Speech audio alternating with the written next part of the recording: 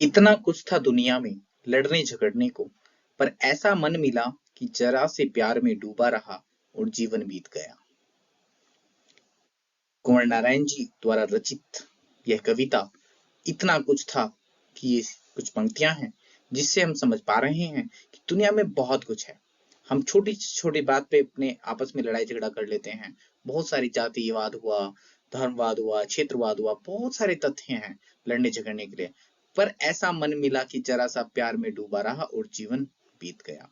प्रेम एक ऐसा भाव है, जब हम आपस में एक दूसरे के प्रति ले आते हैं तो पूरा जीवन कितने आनंदमय बीत जाता है, महसूस ही नहीं होता। कुंवर नारायण जी की कविता यही हमें सार बताती है। तो आज इसी प्रकार हम कुंवर नारायण जी की दूसरी कविता के विषय में अध्ययन करेंगे, जो कक्षा 12 में हिंदी विषय के अंतर्गत आरोह पुस्तक में संकलित की गई है, कविता के बहाने।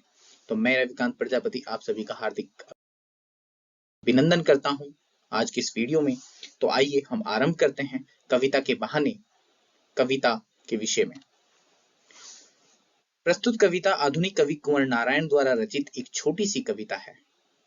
यह कविता कवि के काव्य संग्रह इन दिनों में संकलित है। आज के वैज्ञानिक युग में कविता का अस्तित्व खतरे में पड़ गया है। यद्यपि पाश्चात्य काव्यशास्त्री I.A. रिचर्ड्स ने भौतिकवादी युग के लिए कविता को आवश्यक माना है, लेकिन काव्य प्रेमियों में एक डर सा समा गया है कि आज के इस यांत्रिक युग में कविता का अस्तित्व समाप्त हो जाए। इस संदर्भ में प्रस्तुत कविता अपार संभावनाओं को टटोलने का प्रयास करती है। यहाँ पर हम देख रहे हैं कि ये जो कविता है, कविता के बहाने इन दिनों काव्य संग्रह में संकलित है। और कवि ने ये कविता की रचना क्यों की? क्योंकि आज के इस भौतिकवादी युग में हम जिस यांत्रिक युग में जी रहे हैं, हमें ऐसा प्रतीत होता है मानो कि कविता का कोई अस्तित्व रहेगा ही नहीं। कविता पढ़ी नहीं जा रही है, उसको पाठकगण पढ़ नहीं रहे हैं, क्योंकि आज वो भौतिकवादी युग में पूरे डूबे हुए हैं। आज उनके हाथ में मोबाइल है, कंप्यूटर है, तो वो आज सोशल मीडिया पे खोए हुए हैं। तो वहां पर कविता का कुछ अस्तित्व बचता है या नहीं बचता है, इसी चीज को दर्शाने के लिए, देखने के लिए यहाँ पर कवि कुंवर नारायण ने इस कविता का निर्माण किया है, जो बहुत छोटी कविता है, अच्छी कविता है। इसका जो प्रतिपाद्य है उस पर नजर डालते हैं। कविता के बहाने कविता चिड़िया की यात्रा से आरंभ होती है और फूल का स्पर्श करते हुए बच्चे पर आकर समाप्त होती है। कविता के महत्व का प्रतिपाद्य करते हुए कहता है कि चिड़िया की उड़ान सीमित है, वह एक निश्चित समय में निश्चित दायरे में ही उड़ान भर सकती है। इसी प्रकार फूल भी एक निश्चित समय के बाद मुरझा जाता है, परंतु बालक के मन और मस्तिष्क में असीम सपने होते हैं। बच्चों की खेलों की कोई सीमा नहीं होती। इसी प्रकार कविता के शब्दों का खेल भी अनंत और शाश्वत है। कवि जड़, चेतन, अतीत, वर्तमान और भविष्य सभी को स्पर्श करता हुआ अपनी भावनाओं की अभिव्यक्ति करता है। कविता में एक रचनात्मक ऊर्जा होती है, इसलिए वह घर, भाषा तथा समय के बंधनों को तोड़कर प्रभावित होती है। कविता का क्षेत्र अनंत और असीम है। तो यहाँ पर हम देख पा रहे हैं कि ये जो छोटी सी कविता है, जिसमें पहले चिड़िया की यात्रा को बताया गया है, फूल के विषय में बताया गया है, चिड़िया और फूल से यहाँ पर कविता की तुलना की गई है, बच्चे पर आकर उसको समानता कुछ प्रतीत होती है। तो इन सब चीजों को कैसे कवि ने पिरोया है अपने शब्दों में, तो इसी चीज को देखने के लिए हमें कविता का अध्ययन करना होगा, उसके शब्दों को समझना होगा। तो आइए हम आरंभ करते हैं कविता के बहाने। कविता एक उड़ान है चिड़िया के बहाने, कविता की उड़ान भला चिड़िया क्या जाने। बाहर भीतर इस घर उस घर, कविता के पंख लगा उड़ने के माने, चिड़िया क्या जाने। हम यहाँ पर एक चिड़िया की पिक्चर देख रहे हैं। चिड़िया को संबोधित करते हुए कवि ने कहा है कि कविता जो है एक उड़ान है चिड़िया के बहाने, मतलब चिड़िया की तरह कविता की भी उड़ान है, परंतु कविता की जो उड़ान है वह चिड़िया नहीं जान सकती, क्योंकि बाहर भीतर इस घर उस घर, कविता के पंख लगा उड़ने के माने चिड़िया क्या जाने। क्योंकि कविता में जो विचारों का दृष्टिकोण होता है, जो भाव होते हैं, चाहे वह जीवन के प्रति हो, प्रकृति के प्रति हो, उन सबको पिरोकर वह सब जगह उड़ सकती है। कविता की कोई सीमा नहीं है। ससीम है वो, परंतु चिड़िया असीम है। उसकी एक सीमा निश्चित है, एक दायरा निश्चित है जहां तक वो उड़ सकती है। आप सोच रहे होंगे कि जब परिवर्तन होता है मौसम का तो कुछ पक्षी दूसरे देश तक भी पहुंच जाते हैं, दूसरे देशों के पक्षी हमारे देशों में आ जाते हैं, परंतु तब भी सीमा निश्चित है। उन्हें कहां से कहां तक उड़ना है और फिर किस समय वापस जाना है। परंतु कविता की कोई सीमा निश्चित नहीं है। उसके अंतर्गत जीवन से संबंधित, धर्म से संबंधित, प्रकृति से संबंधित, विचारों से संबंधित, स्त्री विमर्श से संबंधित बहुत सारे विचार ऐसे होते हैं जो कविताएं अपने अंदर समाती है और इधर उधर, इस घर उस घर, सब जगह जाकर वह अपने आप को प्रस्तुत करती है। हम उसका प्रचार करते हैं, प्रसार करते हैं, और एक बार वह पाठक गणों के, श्रोता गणों के कानों में या उनकी आंखों में, दृष्टिकोण में समा जाए तो वह उसको दूसरे व्यक्ति तक पहुंचा देते हैं। आइए अगले लाइंस देखते हैं।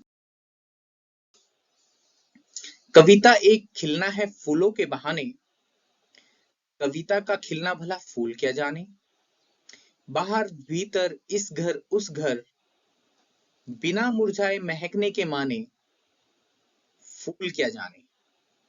अब पहली लाइनों में आपने चिड़िया के बारे में तुलना समझी कविता की, इसमें फूलों से उसकी तुलना की गई है कि कविता एक खिलना है। कविता जब शब्दों में पिरोई जाती है और जब श्रोता गुणों तक, पाठक गुणों तक पहुंचती है, तो जिस प्रकार प्रफुल्लित होकर, आनंदित होकर वो उसको पढ़ते हैं, सुनते हैं, तो वह ठीक उसी प्रकार है जिस प्रकार फूल खिलते हैं और व्यक्ति उससे सुगंधित होता है, आनंदित होता है। परंतु उस सुगंध का वह किस दिशा में जाएगा, कितनी देर वो सुगंध रहेगी, ये सब निश्चित है। हवा की दिशा में सुगंध फैलेगी और कुछ समय बाद वो फूल क्या होगा, मुरझा जाएगा। परंतु कविता यदि खिल गई, कविता यदि अपने मस्तिष्क से, अपनी कल्पनाओं से, अपने सपनों से एक कवि ने शब्दों में पिरोकर आपके सामने प्रस्तुत किया है, तो वह खिल गया है। आपसे उसमें एक आनंद की अनुभूति हुई है, तो वह खिल गया है और वह कभी मुरझाएगा नहीं।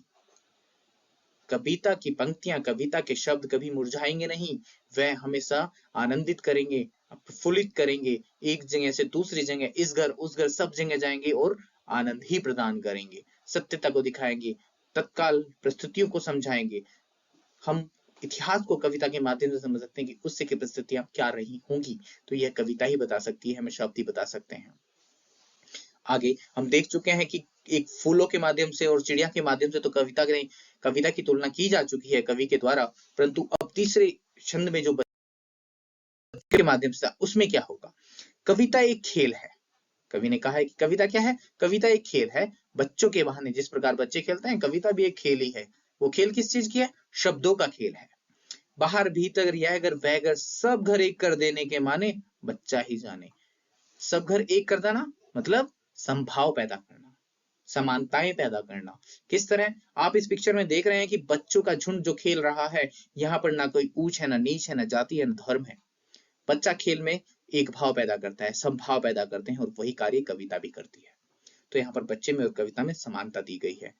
तो आप देख सकते हैं कि जब हम खेल भावना से एक फील्ड पे उतरते हैं, तो समान भाव से, एक समूह भाव से, एक टीम भाव से खेलते हैं और जीत हासिल करते हैं। उसी प्रकार कविता भी यही करती है कि अपने दृष्टिकोण को एक समान बनाते हुए हम उससे सीख सकते हैं, जान सकते हैं, ज्ञान प्राप्त कर सकते हैं, प्रेरणा ले सकते हैं और सत्यता का ज्ञान कर सकते हैं। तो कविता एक खेल है। किस चीज का खेल है, शब्दों का खेल है, और सबको एक समान भाव पैदा करना कविता का कार्य है। तो आप बहुत अच्छे से, मैं समझता हूं कि इस छोटी सी कविता को समझ गए होंगे, और इस कविता से आपके जो बहुविकल्पीय प्रश्न बनेंगे अगली वीडियो में वो आपके सामने प्रस्तुत होंगे। मैं इस कविता पर और इसके साथ जो आपकी हिंदी विषय में दूसरी कविता है बात सीधी थी पर कुंवर नारायण जी की, उस पर भी बहुविकल्पीय प्रश्नों की श्रृंखला लेकर आ रहा हूं। इसके बाद बात सीधी थी पर कविता रिलीज होगी। आप सभी से अपेक्षा है कि आप इन सभी वीडियोस का आनंद लेते हुए अपने सहपाठियों तक, अपने मित्रों तक इन्हें अवश्य शेयर करेंगे, जिससे कि वो भी अच्छे से इनका ज्ञान ले सके, अपनी समझ को विकसित कर सके। आपका वीडियो को देखने के लिए बहुत बहुत धन्यवाद, आभार।